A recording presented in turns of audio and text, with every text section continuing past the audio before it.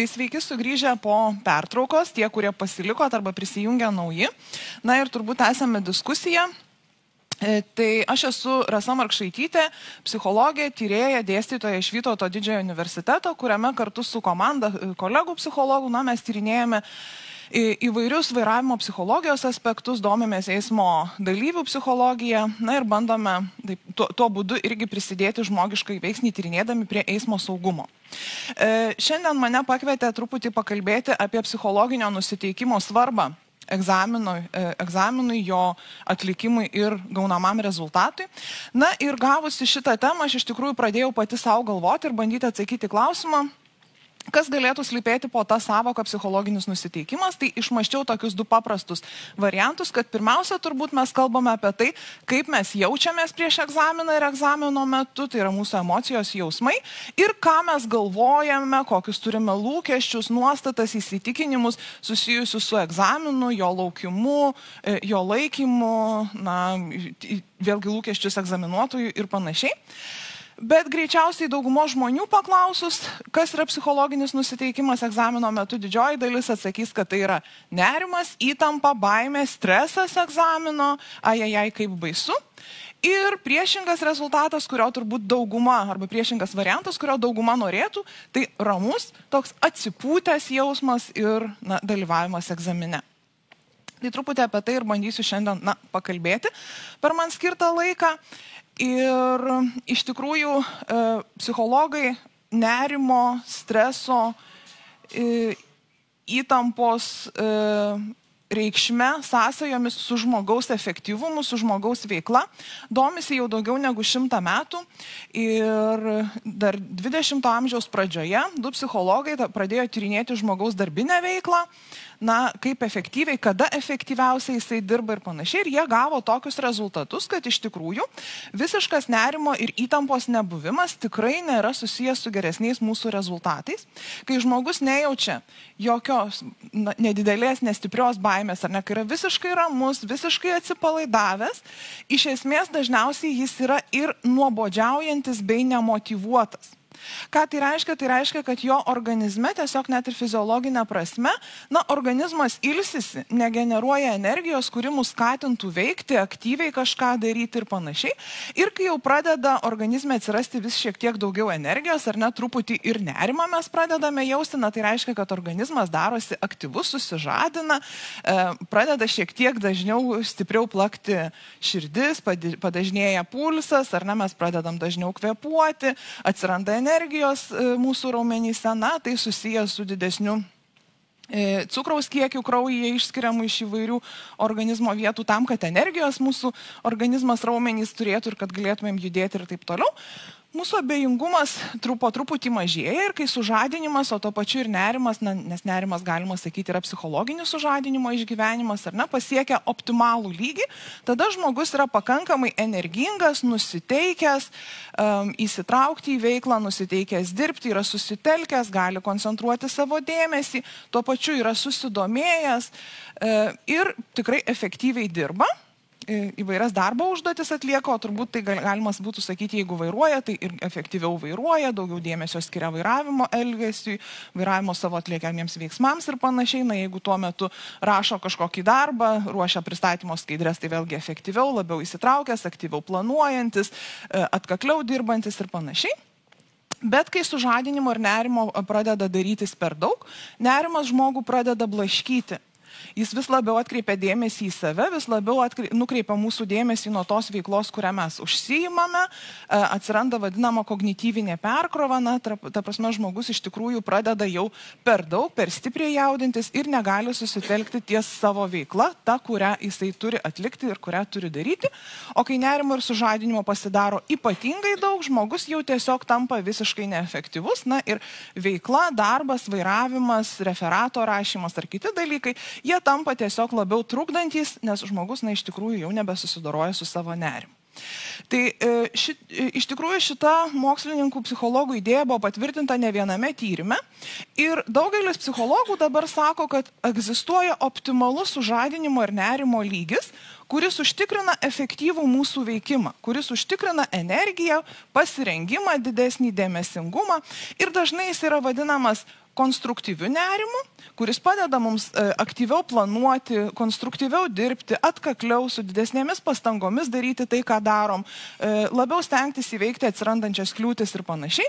Na, o kai kurie kiti psichologai dar tai vadinam geruoju arba vadinama eustresu, ar ne? Tai yra tas, kuris iš tikrųjų mus skatina veikti, bet dar netrukdo. Todėl nerimo savo, pačia ta plačiaja prasme tikrai nereikia bijoti ir galima galvoti, kad tai yra visai mums padedantis dalykas.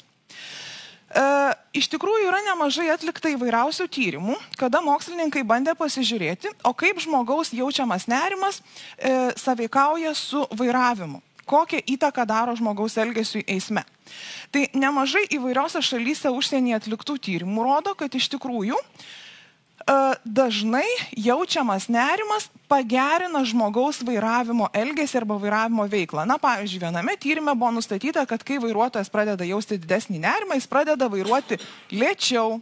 Kiti autoriai sako, kad pagerėja, patrumpėja jo reakcijos laikas arba dėmesingesnis vairavimas pradeda darytis.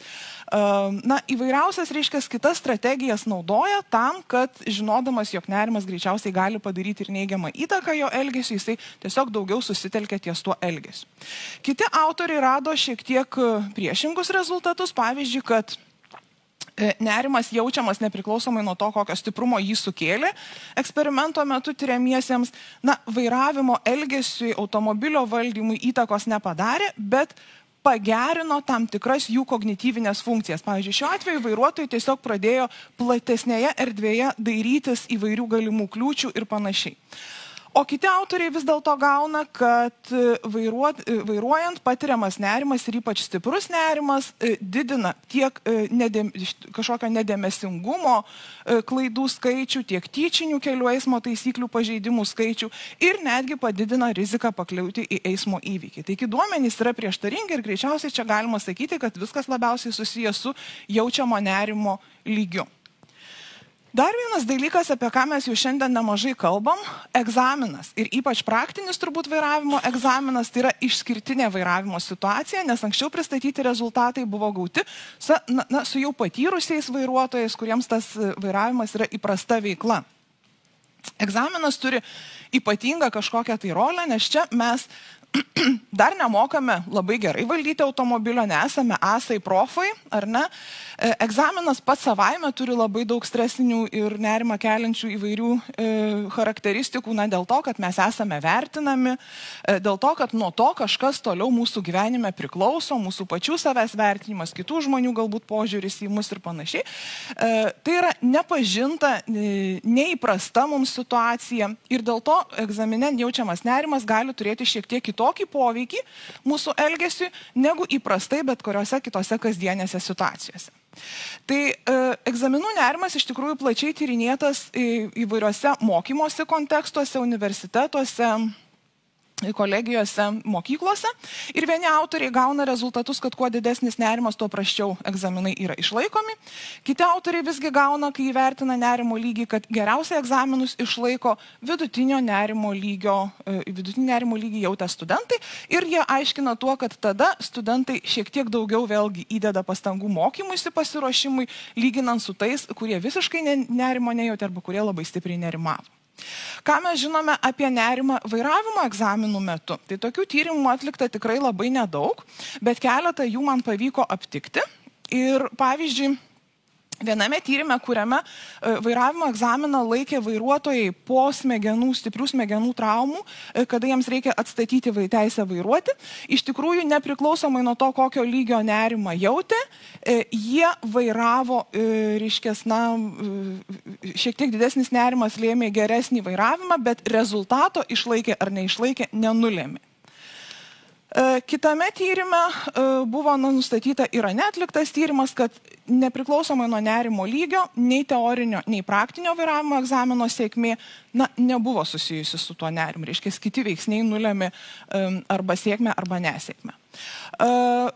Praktinio vairavimo egzamino neišlaikę kandidatai Didžiojoje Britanijoje nurodė, kad iš tikrųjų jautė daug stipresnį vairavimo nerimą ir išlaikiusiųjų nerimas buvo vidutinis kaip ir daugelio populiacijoje, o tie, kurie neišlaikė, tai prieš egzaminą pamatuotas nerimas buvo ryškiai didesnis. Tarkim, jeigu vidurkis ten apie 30 balų, tai jie jautė maždaug 100 balų stiprumo nerimą. Ir taip pat Britai pastebėjo, kad dažniausiai egzaminas buvo neišlaikytas į tų, kurie jautė didelį nerimą, būtent dėl to, kad nepakankamai dėmesingai skenavo savo aplinką, reiškia, neatsižvelgė aplinkoje esančius įvairius trukdžius ir neišlaikė, padarė klaidas, arba netinkamai valdė automobilį ir dėl to neišlaikė egzaminų. Dar vienas turbūt svarbus dalykas susijęs su vairavimo egzamine jaučiamu nerimu yra gebėjimas dorotis su tuo nerimu. Na ir mes čia atlikome jau su savo kolegų grupe tyrimą, kuriame dalyvavo daugiau negu 4000 pradedančiųjų Lietuvos vairuotojų.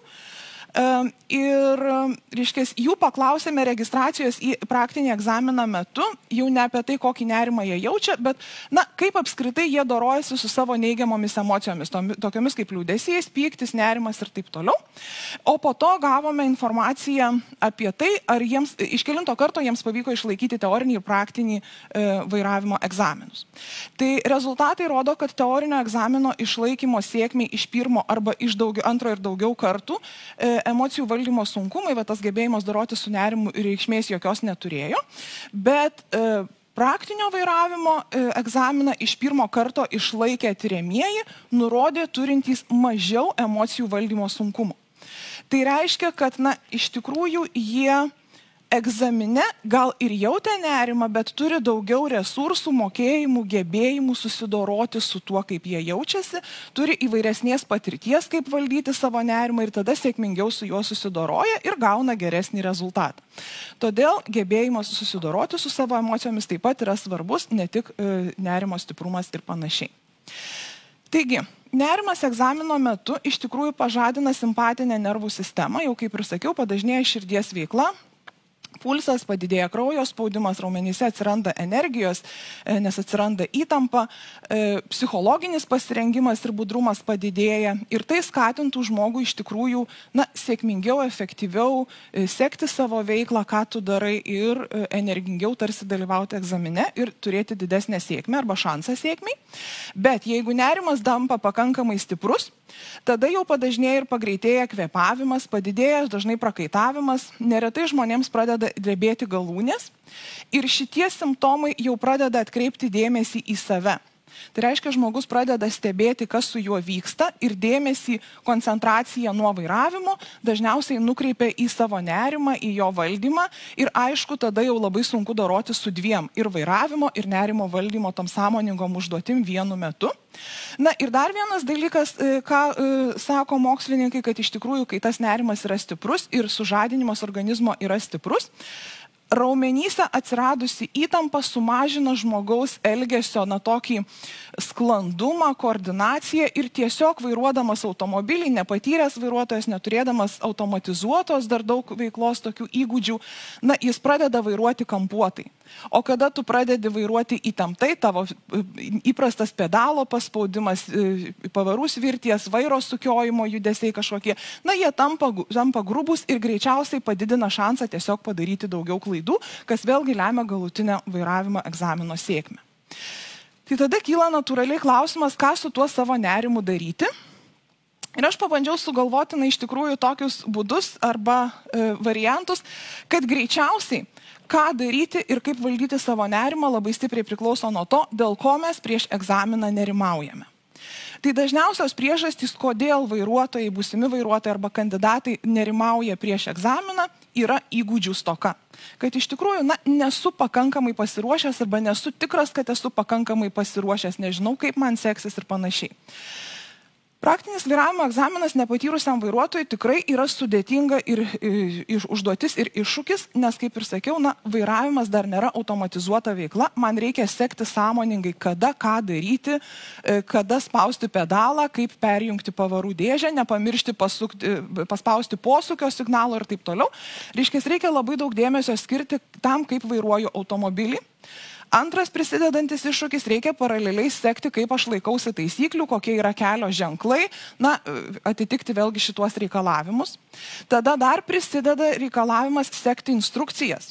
Vėlgi tą patį, ką kalbėjau prieš tai buvę kalbėtojai, ar ne, navigacijos sistemą, galbūt klausytis, ką sako egzaminuotojas, jeigu jis kažkokius nurodymus duoda ir panašiai.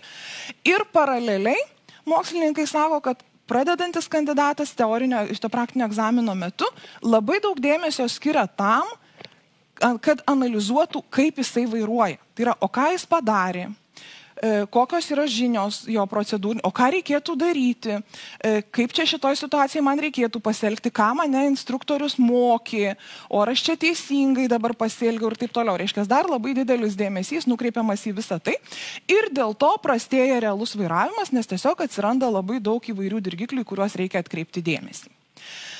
Kad vairavimo įgūdžių svarba egzamino sėkmei yra tikrai reikšminga, ne vienas tyrimas parodė. Pavyzdžiui, toje pačioje Britanijoje iš pirmo karto egzaminą praktinį išlaikę vairuotojai šiek tiek ilgiau mokėsi vairuoti ir dažniausiai mokėsi vairuoti ne tik su instruktoriumi, bet ir su artimais giminaičiais, šeimos nariais ir panašiai. Ir taip pat iš pirmo karto vairavimo egzaminą išlaikę darė mažiau vairavimo sukiojimo klaidų prieš tai egzaminą laikydami simuliatoriuje. Čia Olandijos tyrimas. Taip pat Britai nustatė, kad kuo daugiau klaidų egzamino metu kandidatas padaro, tuo daugiau kartų vėliau jam reikia vis laikyti, kol sėkmingai išlaikys. Ar ne tos pirminės klaidos, jų skaičius irgi gali lemti vėlesnę sėkmę, tai rodo tiesiog prastesnius įgūdžius. Dar vienas labai svarbus dalykas, kuris susijęs su vairavimo įgūdžiais, yra tai, kad iš tikrųjų daugelis mokymosi kontekste atliktų tyrimų sako, kad meistriškumas yra labai svarbus egzamino sėkmei. Kuo tu esi labiau pasiruošęs, kuo konceptualiau išmokęs medžiagą, kuo geriau susipažinęs su ja, tuo labiau psichologiškai, fiziologiškai ir visaip kaip pasiruošęs egzaminui, tuo mažiau nerimausi per egzaminą. Bet vairavimo kontekste šitas meistriškumas dar yra labai svarbus ir tuo, kad susijęs su saviveiksmingumu. Tai yra žmogaus pasitikėjimu savo vairavimo įgūdžiais. Ne tik atlikti konkrečius veiksmus, tinkamai prisiparkuoti, tinkamai ir laiku paspausti posūkio signalą ir atlikti kitus veiksmus, bet ir apskritai su pasitikėjimu, kad aš moku ir žinau tiek, jog susidoročiau su įvairiais kelyje atsirandančiais iššūkiais. Ir tai reiškia, kad aš esu labiau pasiruošęs ir galiu susidūręs su stresinė situacija, aš tiesiog joje nepasimesiu. Tai vėlgi,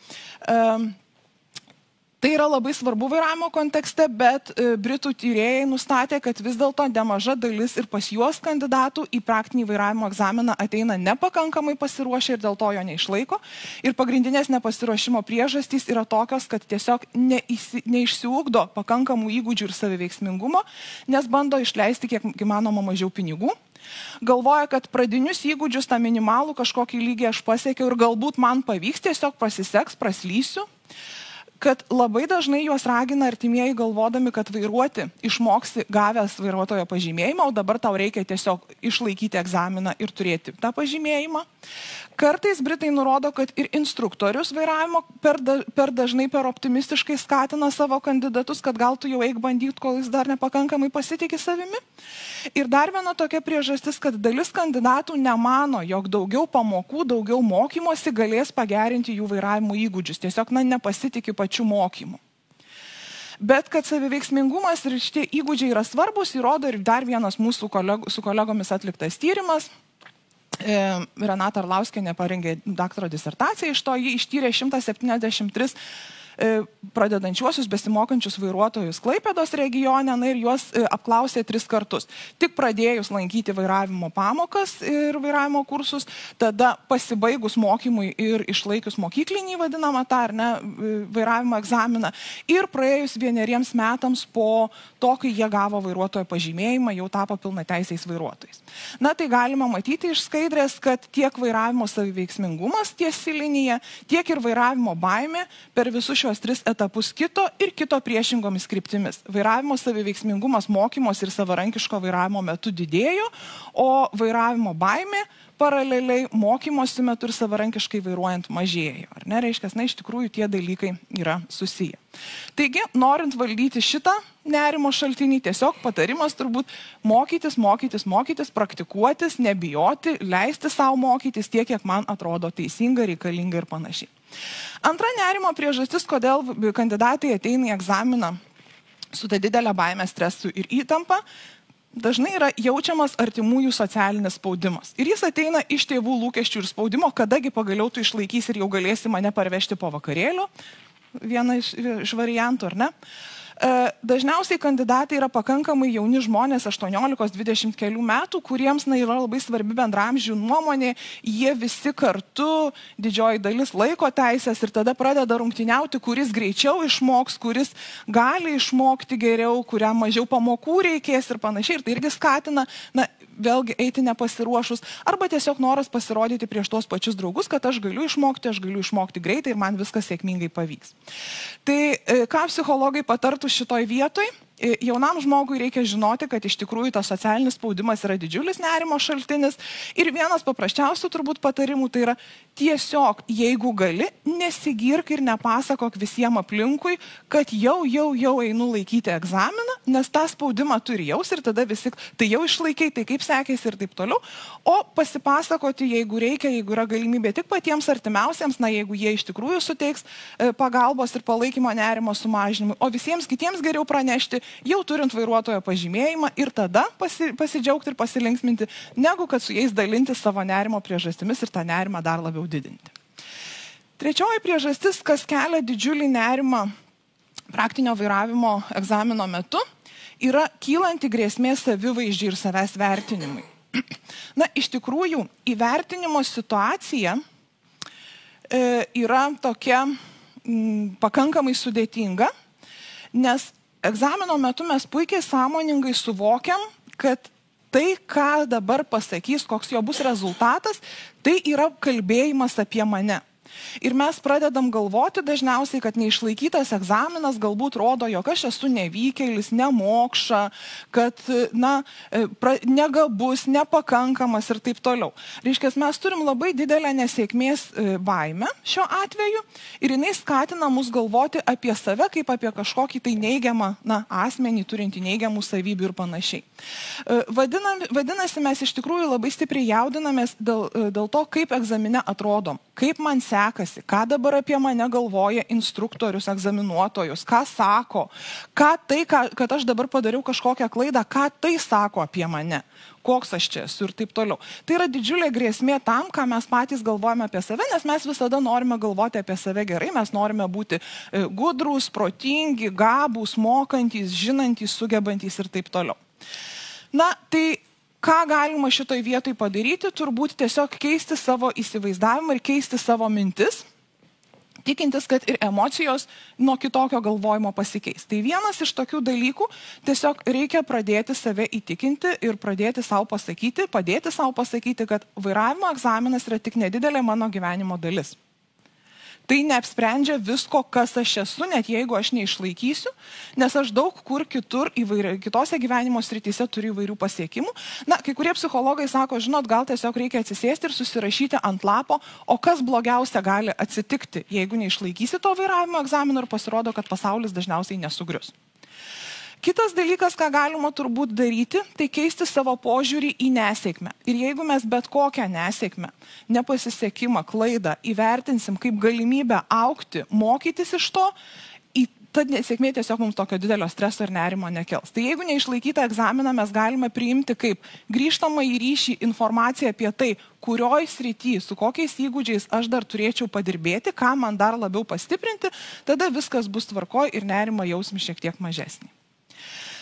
Dar viena nerimo priežastis yra egzaminuotojas dažniausiai, ar ne? O tai kaip čia, prieš mane kalbėjęs kolega sakė, kaip tas kirvis. kas čiagi bus. Tai iš tikrųjų vertinimo suvokimas, situacija, kurioje vėlgi mes žinom, labai puikiai suvokiam, kad mus vertina, kad kitas stebi ir tas kito žmogaus vertinimas jis yra mums reikšmingas, nes nuo to priklauso, ar aš turėsiu vairuotojo pažymėjimą ar ne. Tai savaime didina nerimą net ir labiausiai atsipūtusiam žmogui. Įvertinimo suvokimas yra vienas iš nerimo šaltinių apskritai bet kokiose gyvenimo situacijose. Viename tyrime, reiškias, Britai vėlgi darė tokį eksperimentą, kad, reiškias, darė mokomąjį, vadinamą bandomąjį vairavimo egzaminą, kuriame egzaminuotojas buvo kitas instruktorius ir po to tie patys tiriamieji dalyvavo realiame vairavimo egzamine, kur jau vertino egzaminuotojas.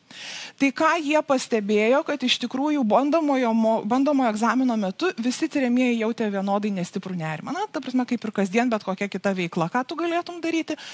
Tuo tarpu, kai jau atėjo tikrasis egzaminas, tikrasis egzaminuotojas sėdėjo, nerimas buvo daug didesnis visų. Ar nereiškia, iš tikrųjų tas įvertinimo ir egzaminuotojo buvimo situacijoje sukeliamas nerimas jis yra pakankamai stiprus. Bet iš tikrųjų ir moksliniai tyrimai, ne tik tai praktika, ne tik egzaminuotojų praktika, ir ne apie ką buvo kalbama anksčiau, rodo, kad egzaminuotojas nėra priešas. Praktiškai turbūt didžioji dalis, 99% pasaulio egzaminuotojų yra linkę, nusiteikę ir nori, kad kandidatas vairavimo egzaminą išlaikytų, kad taptų gerų, saugių vairuotojų, nekeltų grėsmės nei savo, nei kitiems, išvažiavęs į kelią.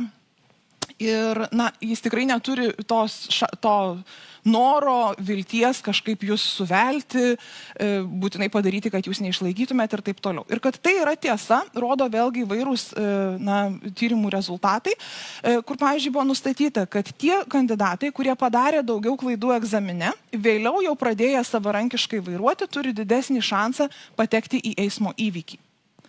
Vėlgi, galbūt tai rodo jų šiek tiek prastesnius įgūdžius, ar ne? Taip pat daugiau klaidų egzamine padarę vairuotojai ir gavę teises, paprastai savarankiškai vis tiek mažiau vairuoja mažiau tokiamis iššūkį keliančiomis sąlygomis. Pavyzdžiui, šiandien iškritus sniegų jau nuspręstų, kad greičiausiai neverta man važiuoti į kelią, galbūt aš nesusidorosiu, greičiausiai jie turi žemesnį vairavimo saviveiksmingumą. Tai reiškia, kad ir toliau savarankiško vairavimo metu neugdo savo įgūdžių, ar ne? Ir vėlgi, nieko tada gero. Ir taip pat yra nustatyta, kad egzaminą iš pirmo karto išlaikę kandidatai, vėliau į avarijas patenka tikrai rečiau. Reiškia, vėlgi susijęs su tiesiog didesniu saviveiksmingumu. Tai ką galima daryti ir kaip save įtikinti, kad egzaminuotojas nekirbis ir ne priešas? Tai jeigu tik yra galimybė, visada galbūt galima padaryti bandomąjį egzaminą ne tik su savo instruktoriumi, bet su nepažįstamu instruktoriumi. Tai yra jau kitas žmogus, kitas santykis, nepažįstamo, naujos patirties. Tai padės šiek tiek įsivaizduoti save įvairesnėse situacijose. Bandomasis egzaminas atkartojant visą pilną procedūrą, vėlgi buvo anksčiau kalbėta apie tai, kad regitros puslapyje yra visa informacija apie tai, kokios klaidos yra kritinės, kokios nekritinės, kaip vyksta vertinimas, kokie yra vertinimo kriterijai ir taip toliau. Reiškia, kuo realistiškiau mes atkartosim tą procedūrą, tuo mažiau realioji, tikroji, ta vienintelė kels mums nerimą. Ir be abejo, vėlgi egzaminuotojas lygiai taip pat yra žmogus, jeigu kažko nesupratot, neaišku jums, neišgirdot ir taip toliau, tai nebijoti tikslintis ir klausti, vėlgi čia buvo pasakytas pavyzdys, ar ne, aš nežinojau, kad galiu pasitaisyti savo automobilį. Tai paklausimas, jis nieko nekainuoja ir vėlgi, tiesiog sumažins jūsų nerimą ir taip toliau. Dar viena priežastis, kodėl mes dažnai nerimaujam, dėl to, kad prarandam kontrolę tam tikriems įvykiams, o tai, ko mes negalim kontroliuoti, kas priklauso ne nuo mūsų, kelia baimę.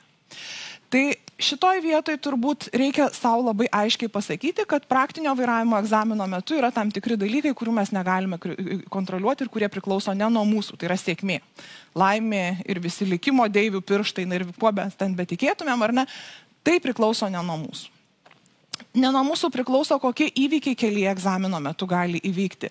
Kaip elgsis kiti vairuotojai važiuojantys šalia, kokios bus vairavimo sąlygos. Na ir aišku, mes negalime kontroliuoti egzaminuotojo, tikrai negalime pasirinkti žmogaus, na jeigu mums labiau patinka šviesiaplaukiai, tai gauti šviesiaplaukiai, gal jaunesnį arba vyresnį, gal vyrą arba moterį ir taip toliau. Ir vėlgi mes visi, kiek esame individualūs, skirtingi, tai kartais kito žmogaus tiesiog individualybė mums gali atrodyti kažkoks keistumas. Bet čia mes nieko neturim ką padaryti, reiškia, reikia su tuo susitaikyti ir apie tai negalvoti. O labiau dėmesį skirti tam, ką galime kontroliuoti. Pavyzdžiui, pasikartoti taisyklės, ženklus, pasipraktikuoti, pasibandyti tuos vairavimo įgūdžius, tas situacijas kelyje, kurios mums kelia didžiausią iššūkį. Pasirinkti savo tinkamą dieną ir laiką egzaminui. Jeigu mes esame vyturiai ir efektyviau dirbame ryte, tai nelaikyti egzamino vakare. O jeigu esame pelėdos, tai nepasirinkti egzamino 8 val. Ryto, kai dar būsime neišsimiegoję ir neatsibudę ir vėlgi papildomi kažkokie trukdžiai atsiras. Jeigu yra galimybė vairuoti prieš egzamino tokį automobilį, tokios markės, tokio pobūdžio ir taip toliau, su kokiu ir vyks egzaminas. Elementarūs dalykai, kaip būti pavalgius, bet nepersivalgius, atsigėrus, bet ne per daug prigėrus. Nueiti net į tualetą ir negerti kavos arba kažkokių kitų dalykų, kurie nevartoti, kurie gali padidinti mūsų fiziologinį sužadinimą, ar ne, organizme atsiras daugiau tokio nervingumo, kurį mes vėlgi turėsime su juo dorotis ir taip toliau. Atvykti anksčiau, turėti visus dokumentus, ir be abejo daugam gali padėti įvairios technikos, kaip lėtai, giliai kvėpuoti, nukreipti dėmesį, įskaitomą kažkokią knygą, kol lauki. Galų gale kalbėti su savimi, įtikinėti, kad aš moku, galiu, sugebu, žinau, kaip reikia padaryti ir taip toliau. Čia jau kam kas padeda. Ir paskutinė turbūt dažniausia nerimo priežastis, tai yra tiesiog įvairios su egzaminu susijusios mintys ir traktuotės, ir tas pats galvojimas apie nerimą, kokį jis man sukelia tas egzaminas ir panašiai. Tai vieni mokslininkai universiteto kontekste atliko tokį eksperimentą ir daliai savo studentų prieš egzaminą, kelios dienos iki jo, išsiuntė laiškus, kuriuose parašė, kad greičiausiai jūs jaučiate tam tikrą nerimą, egzaminas gali būti sunkus ir taip toliau, bet pagalvokite, kad tas jūsų nerimas gali būti ne tik negatyvus, bet ir pozityvus. Ir surašė priežastis, kuo šitas jūsų jaučiamas nerimas gali padėti studentams geriau pasiruošti ir kaip geriau išlaikyti tą egzaminą. O dalį likusių studentų tiesiog išsiuntė laišką su priminimu, kad po kelių dienų bus egzaminas ir gavo, kad pirmoji grupė stipriai geriau išlaikė egzaminą. Reiškia, jie pradėjo geriau, efektyviau mokytis greičiausiai tam egzaminui ir jų rezultatai buvo geresni. Tai ką mes galime šitoje vietoje padaryti su praktiniu vairavimo egzaminu, tiesiog keisti savo įvykių ir savo savijautos interpretaciją. Gal galime pradėti galvoti ir įtikinti save, kad jeigu aš nerimauju, tai rodo nebūtinai, kad aš nemoku, kad susimausiu, bet kaip tik rodo, kad šita situacija man yra svarbi. O jeigu man svarbu, reiškia, aš turiu susikoncentruoti, susiimti ir kažką tai padaryti geriau. Antras dalykas, jeigu nerimauju, kad nemoku vairuoti, tai vadinasi šitas nerimas galbūt mane apsaugos nuo to, kad aš iš tikrųjų netapsiu nesaugiu vairuotoju. Dar man reikia pasimokyti, rodo, kad man reikia pasimokyti. Ir dar vienas turbūt savo minčių kontrolės toks aspektas yra labai svarbus, tai neleisti savo vairavimo egzamino metu koncentruotis, fokusuotis į tas klaidas, kurias aš jau padariau ir supratau, tiesiog jas palikti ir važiuoti toliau, nes tai, ką aš jau padariau, pataisyti dabar nebegaliu, bet galbūt aš galiu padaryti geriau kitus likusius veiksmus, nesifokusuoti, nesekti, ką daro ir ką rašo egzaminuotojas, nes tai vėlgi nukreipia mūsų dėmesį ir kelia dar didesnį nerimą. Tai tiek apie vairavimo egzaminą ir psichologinį nusiteikimą jam. Dėkodama už dėmesį linkiu visiems sėkmingų egzaminų, mažiau nerimo tiek kandidatams, tiek egzaminuotojams, tiek ir jų artimiesiems ir mažiau spaudimo vieni kitiems. Ačiū.